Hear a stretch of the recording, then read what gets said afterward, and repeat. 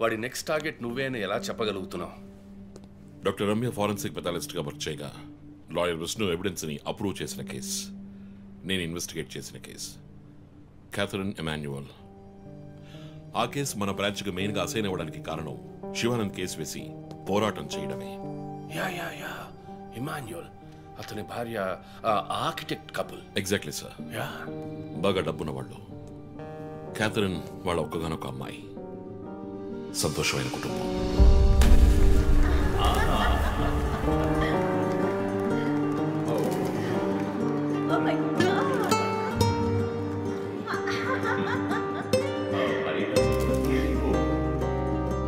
ఆ ఇంట్లో పనివాడు ఉండేవాడు, పేరు Mariyadasu.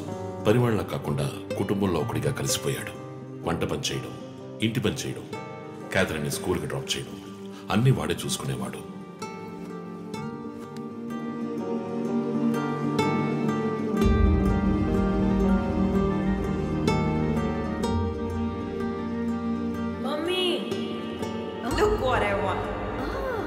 Good. I have to go. Bye. Good show, Kathy. Keep it up. Good. బాగా బిజీగా ఉన్న పేరెంట్స్ దగ్గర దక్కని ప్రేమ, అభిమానం క్యాథరిన్ కి మరియదాస్ దగ్గర దక్కాయి.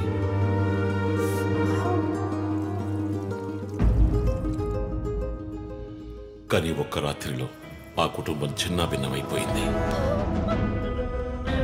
క్యాథరిన్ హత్యకు గురైంది. మరియదాసు పరారయ్యాడు. ఇంట్లో ఉన్న డబ్బు, నగలు దొంగిలించబడ్డాయి. పోలీసులు మరియదాసుని సస్పెక్ట్ గా డిక్లేర్ చేసి కేసు ఫైల్ చేశారు. వారం అయినప్పటికీ మరియదాస్ ఆచూకీ తెలియనందువల్ల విక్టిమ్ ని పూడ్చిపెట్టి కేసు క్లోజ్ చేశారు. 2 వారాలు అంతా సద్దుమణిగింది. కానీ ఈ కేసులో ఏదో మర్మం ఉంది, నిజమైన హంతకుడిని కనిపెట్టలేదు అని మీడియాలో వార్తలు ప్రసారం అయ్యాయి. ప్రజలు ధర్నాలు చేశారు. మరియదాసు కుటుంబం శివానంద్ని మీట్ అయ్యి రిక్వెస్ట్ చేసినందువల్ల హైకోర్టులో ప్రజా ప్రయోజన వ్యాజ్యం వేసి కేసుని రీఓపెన్ చేయించారు. హైకోర్టు ఆర్డర్తో ఒక స్పెషల్ ఇన్వెస్టిగేషన్ టీం నా నాయకత్వంలో ఏర్పాటైంది. నేను క్యాథరిన్ బాడీని ఎగ్జ్యూమ్ చేసి రీపోస్ట్ మార్టంకి ఆర్డర్ చేశాను. కానీ కేసు సాల్వ్ చేయడానికి ముఖ్యమైన ఎవిడెన్స్ అయిన మర్డర్ వెపన్ మాకు దొరకలేదు. ఒకరోజు I got the breakthrough. Hello how are you? Fine. తీసుకోండి. No thanks. Can I go? Yeah sure.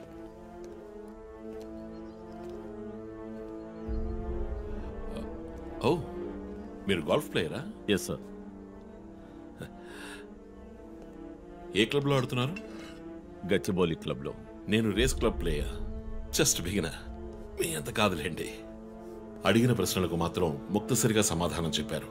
కూతుర్ని పోగొట్టుకున్న దుఃఖంలో ఉన్నారని నేను పెద్దగా పట్టించుకోలేదు. అప్పుడే ఒక విషయం గమనించాను. ఒక గోల్ఫ్ కిట్లో 16 క్లబ్బులుంటాయి. అన్నీ ఇంచుమించు ఒకేలాగుంటాయి. ఒకే ఒక్క క్లబ్ తప్ప, అదే పట్టర్. హోల్ దగ్గరున్న బంతిని కొట్టడానికి యూజ్ చేసే క్లబ్. ఇమాన్యుయల్ దగ్గరున్న కిట్లో ఆ పట్టర్ కొత్తదిగా ఉంది. క్యాడీ దగ్గర మాట్లాడిన దాన్ని బట్టి ఇమాన్యుయల్ హత్య జరిగిన 2 వారాల తర్వాత ఒకే ఒక్కసారి మాత్రం గోల్ఫ్ ఆడడానికి వచ్చినట్టుగా తెలిసింది.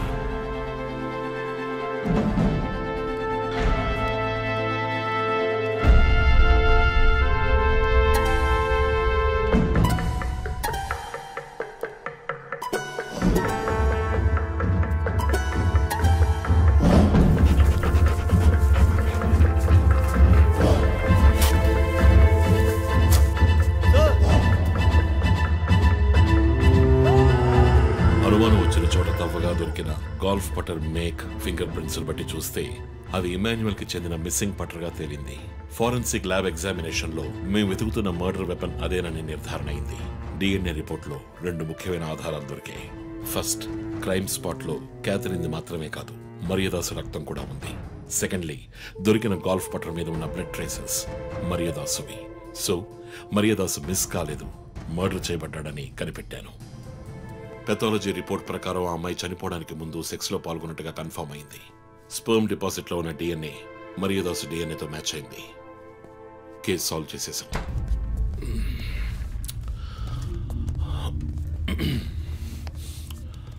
పోస్ట్ మార్టం రిపోర్ట్ ప్రకారం మరియదాసే ముందు చనిపోయాడు. ఆ తర్వాతే మీ అమ్మాయి. మీ ఇంటి సీసీటీవీ ఫుటేజ్ పరిశీలించి చూడగా అనుమానాస్పదంగా ఎవరూ లోపలికి రాలేదు. కానీ ముఖ్యంగా మరియదాసు డెడ్ బాడీ మీ ఫామ్ హౌస్లో దొరికింది. పార్టీ క్యాన్సిల్ అయితే ముందే చెప్పకర్లా? Big waste of time. కొత్త కారులో టెస్ట్ డ్రైవ్ వెళ్ళామనుకుంటా పోలా.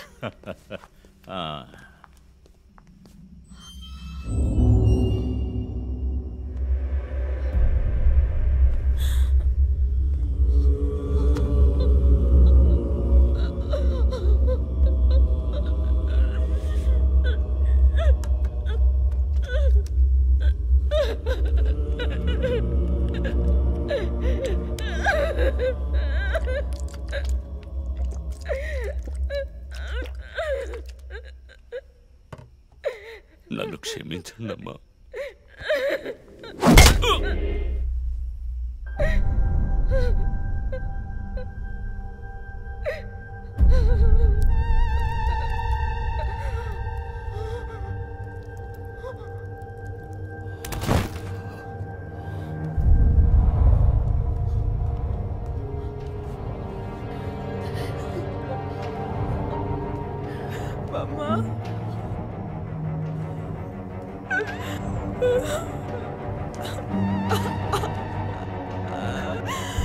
Why did you do this, Papa? Why?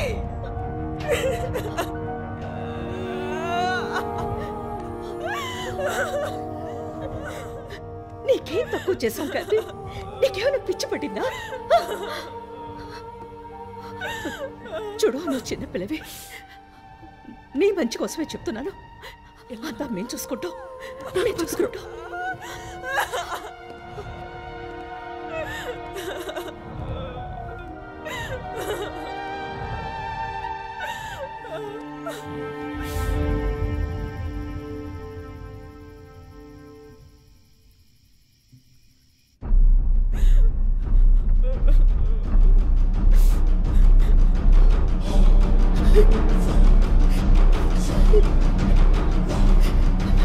I'm gonna call the police. వద్దు. Ma, please leave me. వద్దు. Do something. Stop her. Kathy, Do police something. చెప్పొద్దు. Stop her. I tell you to stop.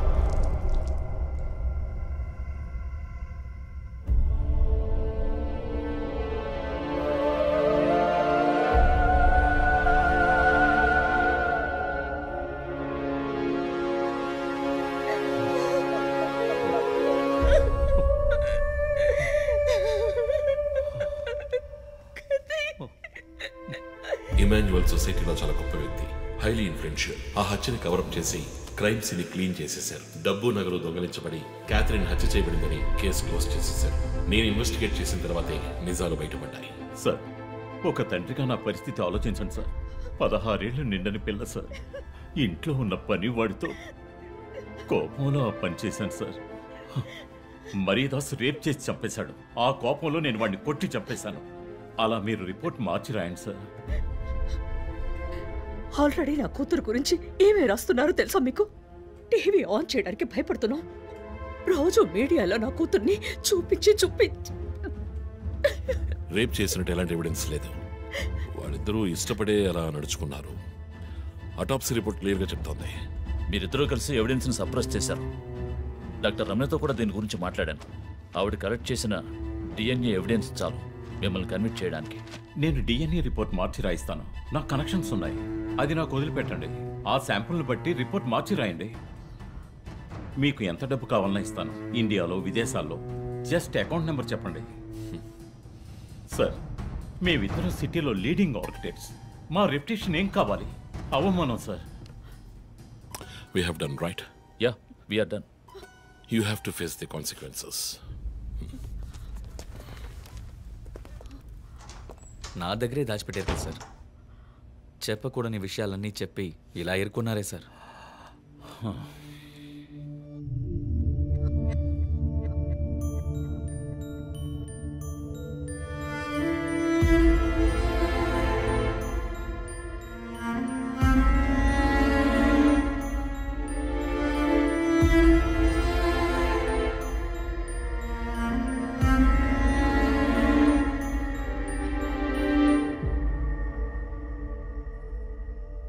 Catherine వయస్సు మనల్ని అర్థం చేసుకోలేదు. అడిగిందల్లా కొనిచ్చాం.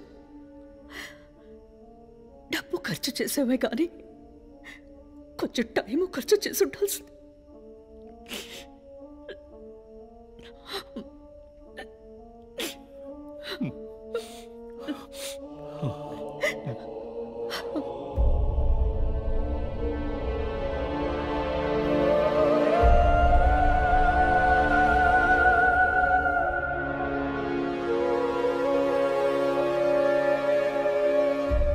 So నీ theory ఏంటి?